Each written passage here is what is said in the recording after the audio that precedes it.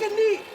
Take a knee. Put your hands up, take a knee, baby. Put your hands up, take a knee, hands up, take a knee, baby.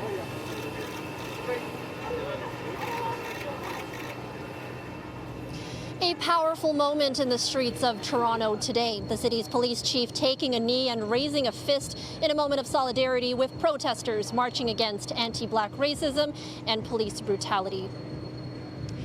Welcome to City News. Chief Saunders told demonstrators that Toronto police will work with them to make change. That promise coming as thousands marched peacefully down Yonge Street, honoring Black lives lost at the hands of police.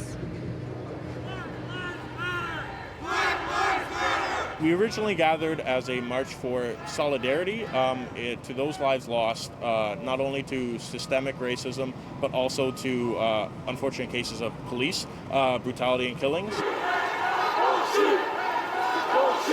And it evolved into a way that we can hope to create communication between our community and our civic leaders.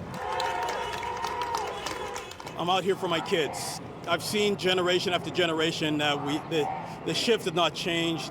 I have good friends and family who are police officers, and it's time that we hold the bad ones accountable. We can't lump them all into one evil organization. We have to make sure they hold each other accountable, therefore keeping the people safe, which is their job to begin with. Shout out to my kids because I don't want them to have to march like this in 10 years from now. And though today's protest was peaceful, Toronto businesses clearly preparing for the worst. These boards, which are meant to protect against damage and looting, have been put up for the past few days on businesses all along Yonge Street. This in anticipation of additional protests set to happen this weekend.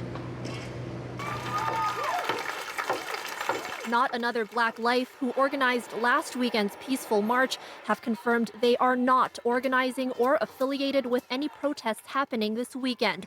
Black Lives Matter Toronto is also distancing themselves, tweeting they have no involvement in the organizing of any of this weekend's upcoming actions and marches. But when and where they're happening and who is behind them is causing confusion online and on social media, some urging protesters not to attend for fear of riots. Still, businesses are bracing themselves. Long stretches of Yonge Street up to Yorkville all boarded up, even though police have not given business owners the directive to do so, and neither has the Yonge BIA. Based on the information that we've received from a credible source, we've been able to pass that information on to members. And members have to mitigate their own risk based on potential damage to their property. Police are experienced in dealing with massive gatherings. Just last year, the Raptors championship win bringing out thousands flooding the streets all night into the early hours. But preparations of this scale is something security expert David Hyde says the city has not seen for some time. We go back to G20 and some of the protests along those lines, that the last time we saw something on this magnitude. What the police are concerned about is the people around the fringes and the edges who may want to steal the narrative, who may want to loot the stores, who may have their own agendas. Hyde says those types of groups would already be on law enforcement's radar, saying they would be monitoring social media and even the dark web for intelligence. For those people who are thinking of coming out this weekend, is it safe for them? Well, this is one of the greatest cities in the world, one of the safest urban cities in the world, and I hope that as Torontonians, we all have to collectively be responsible for what happens, and by and large, most Torontonians are good. As always, there may be a percentage of those that are here for other agendas, and we ask that everyone cooperates, and if you see people like that, please record it, send it to us, and we'll deal with it. We've seen many interactions with police being recorded on phones in the States. Do you think that's informing how they're going to approach this weekend versus how they may have done it at G20? Yeah, I think that's just a reality. And much as the police would like to say that, no, it makes no difference and they're going to be the same whether they're being recorded or not, human nature just suggests that's not the case.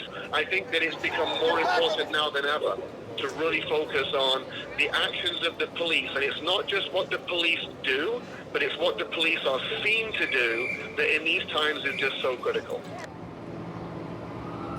Now, Mayor John Tory earlier today did acknowledge protests that could be happening this weekend. He said that the city is committed to making change. He also pointed out that body cams on police officers, which has been long discussed, will actually be given the final approval at the police board meeting in July, and police officers should be wearing them by the fall.